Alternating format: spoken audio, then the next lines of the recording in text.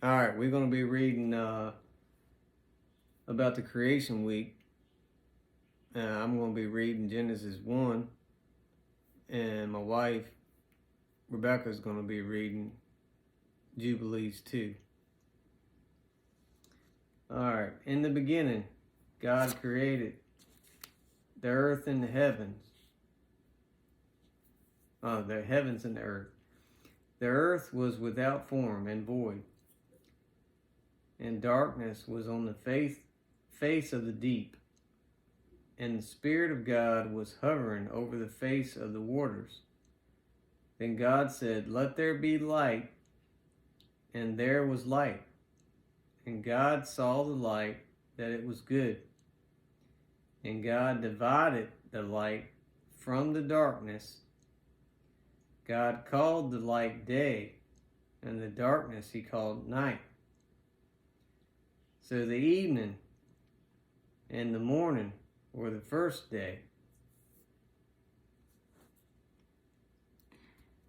For on the first day he created the heavens, which are above, and the earth, and the waters, and the spirit, which serve before him, the angels of the presence, and the angels of the sanctification, and the angels of the spirit of fire, and the angels of the spirit of the wind, and the angels of the spirit of the clouds, and of darkness, and of snow, and of hail, and of hoarfrost, and the angels of the voices, and of the thunder, and of the lightning, and the angels of the spirit of cold, and of heat, and the winter, and of spring, and of autumn, and of summer, and of all the spirit of his creatures which are in the heavens and on earth. He created the abyss and the darkness, evening and night, and the light, dawn and day, which he had prepared in the knowledge of his heart. And thereupon he saw his works, and praised him, and lauded before him on account of all his works. For 7 great works he did create on the first day.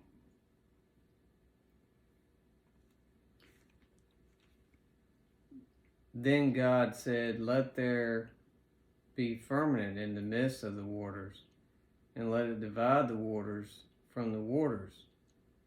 Thus God made the firmament, and divided the waters which were under the firmament from the waters which were above the firmament. And it was so. And God called the firmament heaven. So the evening and the morning were the second day. And on the second day he created the expanse of the midst of the waters. And the waters were divided on that day. Half of them went up above, and half of them went down below the expanse that was in the midst over the face of the whole earth. And this was the only work Elohim created on the second day. Then God said, "Let the waters under the heavens be gathered together into one place, and let the dry land appear." And it was so. And God called the dry land earth, and the gathering together of the waters he called seas. And God saw that it was good. Then God said, "Let the earth bring forth grass, the herb that yields seed, and the fruit tree that yields fruit according to its kind, whose seed is in itself on the earth." And it was so. And the earth brought forth grass, the herb that yields seed according to its kind, and the tree that yields fruit, whose seed is in itself according to its kind. And God saw that it was good. So the evening and the morning were the third day. And on the third day he commanded the waters to pass from off the face of the whole earth into one place, and the dry land to appear. And the waters did so as he commanded them.